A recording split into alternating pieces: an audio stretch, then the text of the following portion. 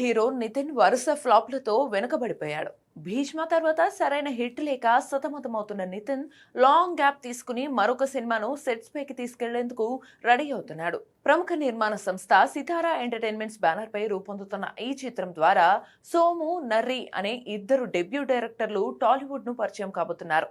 విభిన్నమైన కథాంశంతో తెరకెక్కుతున్న ఈ కొత్త చిత్రాన్ని మే 4వ తేదీన లాంఛనంగా ప్రారంభించి ఏ మాత్రం ఆలస్యం చేయకుండా మే 6వ తేదీ నుంచి రెగ్యులర్ షూటింగ్ ను మొదలు పెట్టాలని చిత్ర బృందం ప్లాన్ చేస్తోంది.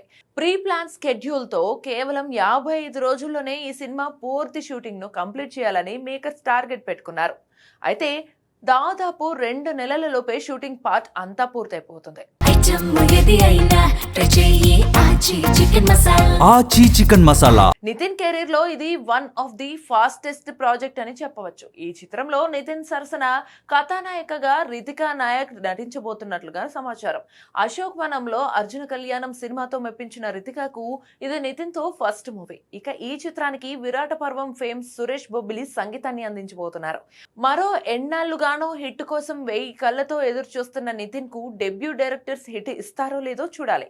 మరోవైపు నితిన్ ఇంకొన్ని సినిమాలు కూడా లైనప్ లో పెట్టాడు.